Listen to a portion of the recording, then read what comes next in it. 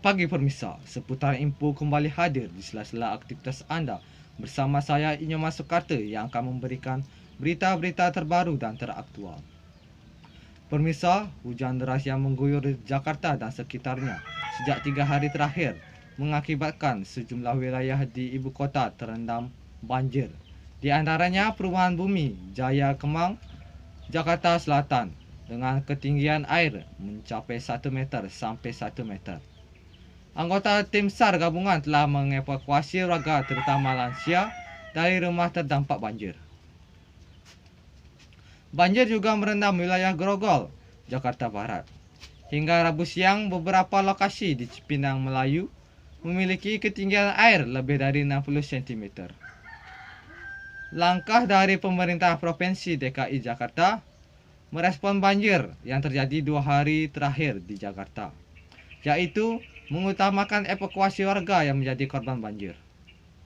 Gubernur DKI Jakarta Anies Baswedan menyebut banjir Jakarta diperparah dengan air kiriman dari hulu, tapi pihaknya telah menyiagakan sejumlah pintu air agar banjir tidak merendam kawasan utama di ibu kota.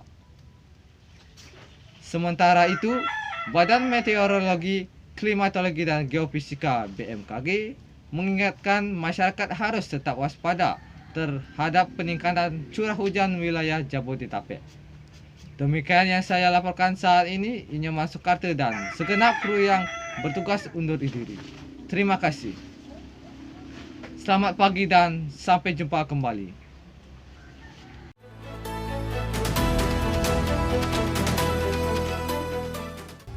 Selamat pagi pemirsa, seputar informasi kembali hadir di sela-sela aktivitas Anda.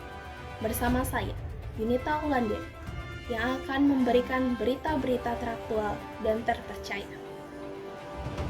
Keterlibatan Asifah dalam pembunuhan Ade Sarah Angelina Suroto ternyata tidak hanya memancing korban untuk menemui mantan kekasihnya, Hafiz. Asifah pun ikut menyiksa dan membunuh mahasiswa Universitas Budi Mulyadi. Motif pelaku wanita yang berusia sebaya dengan pelaku Hafiz dan korban itu terungkap berdasarkan pemeriksaan sementara yang dilakukan pihak kepolisian pada malam ini. Pelaku sendiri ditangkap 1 jam sesudah Hafiz ditangkap kepolisian saat melayat jenazah di Rumah Sakit Cipto Mangunkusumo, Salemba, Jakarta Pusat. Asifah sendiri merupakan kekasih Hafiz saat ini, sehingga dia cemburu dengan pertemuan Hafiz dengan mantan kekasihnya itu. Sebelum tewas, kedua pelaku sempat menyiksa korban dengan cara dipukul dan disetrum. Keduanya juga menyumpal mulut Ade Sarah dengan kertas. Naasnya, sumpalan kertas itu yang membuat Ade Sarah terdesak dan tidak bisa bernafas hingga akhirnya tewas. Berikut liputan selengkapnya.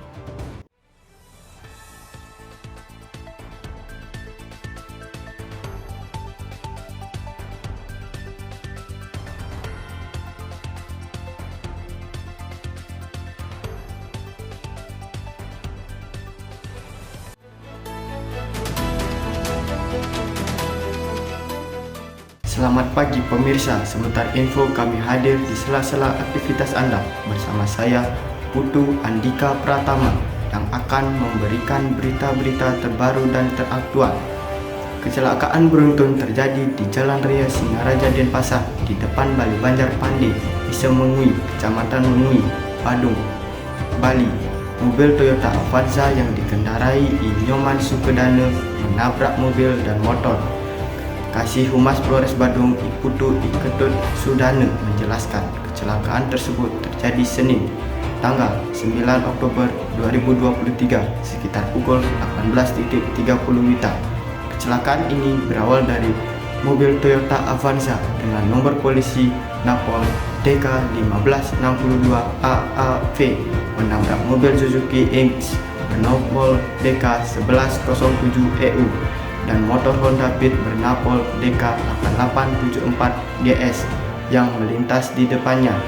Saat kejadian, pengemudi Sukedana tidak mengetahui kronologinya.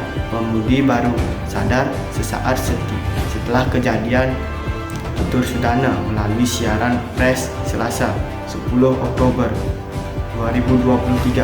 Sukadana diduga tidak sadarkan diri saat tabrakan terjadi karena penyakit epilepsinya kambuh. Kondisi jalan saat itu sedang ramai hingga menyebabkan kemacetan. Beruntung tidak ada korban jiwa saat kejadian, namun pengendara Suzuki Inks dan motor mengalami luka ringan pada bagian kepala, sedangkan penumpangnya hanya luka lecet pada kaki. Penumpangnya hanya luka lecet pada bagian kepala. Tambahannya, kecelakaan ini mengakibatkan kerugian material sebanyak 26 juta. Laka lantas ini masih dalam proses penyidikan Satlantas Polres Badung. Demikian yang saya laporkan saat ini. Putu Andika Pratama dan segenap kru yang bertugas undur diri. Terima kasih. Selamat pagi dan sampai jumpa kembali.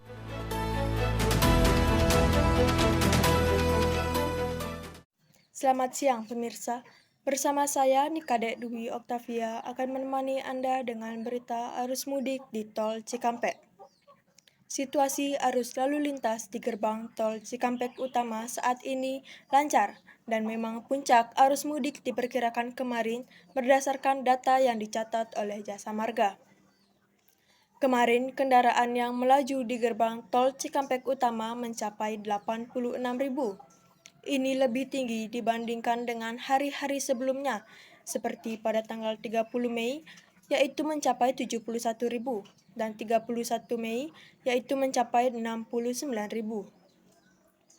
Hari ini masih berlangsung one way, karena ini merupakan hari terakhir. Namun, hal tersebut situasional jika terjadi kemacetan panjang, maka bisa kembali dilakukan esok hari. Diperkirakan masyarakat yang mudik hari ini adalah para pemudik jarak dekat. Kalau bicara soal mudik, tidak hanya menggunakan mobil, tapi juga menggunakan motor. Walaupun sudah dihimbau oleh pemerintah untuk tidak mudik menggunakan motor, tetapi masih banyak masyarakat yang menggunakan kendaraan roda 2 ini sebagai moda transportasi. Seperti yang dipantau di Jalan Pantura yang setiap tahunnya menjadi jalur yang dilalui pemudik dengan kendaraan roda 2. Demi mengurangi angka kecelakaan, polisi di Subang mengarahkan pemudik untuk beristirahat di rest area Sukamandi. Di tempat ini, para pemudik bisa menikmati berbagai fasilitas seperti pijat gratis dan bengkel motor gratis.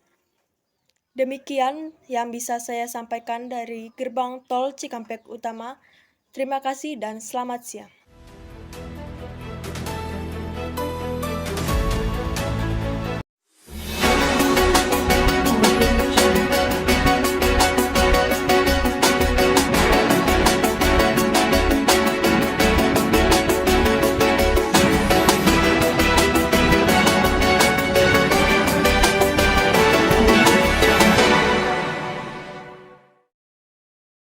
Saudara, ratusan kios di pasar darurat yang didirikan oleh pemerintah Kabupaten Garut di kawasan Alun-Alun Leles, Kabupaten Garut, Jawa Barat kini terbakar api dengan cepat menjalar karena bangunan didominasikan dari material kayu.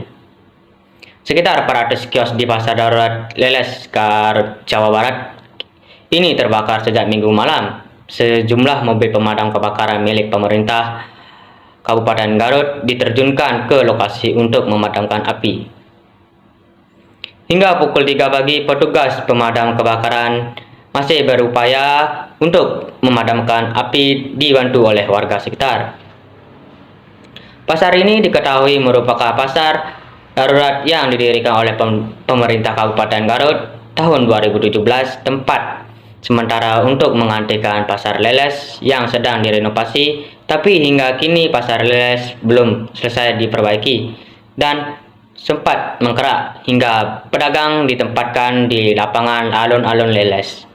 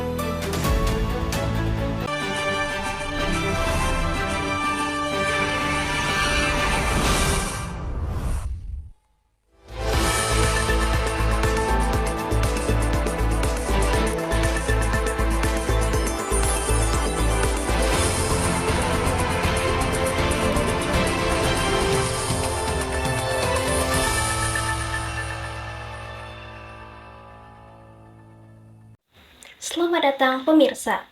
Kembali lagi dengan saya Hita Satria Utami yang akan menemani Anda dalam beberapa menit ke depan. Sejumlah daerah terus melakukan pemboikotan terhadap produk-produk Israel. Razia dilakukan di sejumlah minimarket untuk tidak memperjualbelikan produk tersebut. Bahkan sebagian di antaranya ada yang dimusnahkan dan diberikan ke panti asuhan. Fatwa dari MUI Pusat. MUI Jawa Barat mengajak masyarakat mulai saat ini tidak membeli produk Israel dan meminta bagi masyarakat yang belum tahu produk-produk yang diharamkan untuk menanyakan ke MUI di masing-masing daerah. Tidak hanya itu, MUI Jabar menghimbau Organisasi Kerjasama Islam atau OKI untuk mengambil langkah konkret terkait masalah tersebut. MUI Jabar mengajukan Ustadz untuk menjadikan fatwa tersebut sebagai materi ceramah di masjid. MUI Jabar yang akan mengumpulkan ormas Islam dan masyarakat di Masjid Al-Jabar untuk mensosialisasikan fatwa tersebut sekaligus doa bersama yang akan digelar pada Jumat depan. Boikot terhadap produk Zionis Israel terus menggema ratusan warga desa Batangsari, Kecamatan Rajung Bunggur, Kabupaten Bogor, Jawa Barat, yang mendukung fatwa Majelis Ulama Indonesia nomor 83 untuk memboikot produk dari Israel atau produk yang mendukung negara Zionis Israel. Aksi yang diawali dengan orasi secara bergantian dan ratusan warga terus berdatangan, baik dari kalangan santri pondok pesantren maupun sekolah, serta warga setempat. Aksi yang dilanjutkan dengan perazia warung sekitar lokasi yang diduga menjual produk Israel atau yang mendukung Israel. Semua produk baik pasta gigi, sabun, atau bumbu masak isinya dibuang ke selokan, lalu sebagian dibakar bersama bendera Israel di tepi jalan desa. Aksi ini merupakan dukungan konkret terhadap fatwa MUI dan pemerintah Indonesia yang mengancam tindakan Israel yang membunuh secara massal warga sipil Palestina. Bahkan sebuah minimarket yang berada di kawasan Kebonjeruk, Jakarta Barat mulai menarik produk-produk yang berkaitan dengan Israel untuk tidak kembali dipasarkan.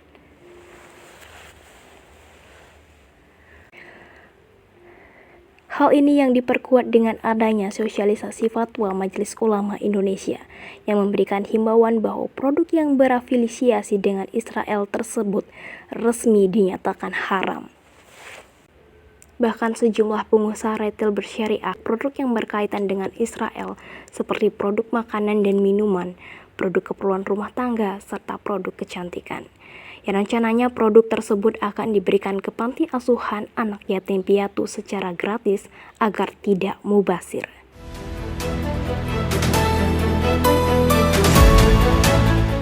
Selamat siang.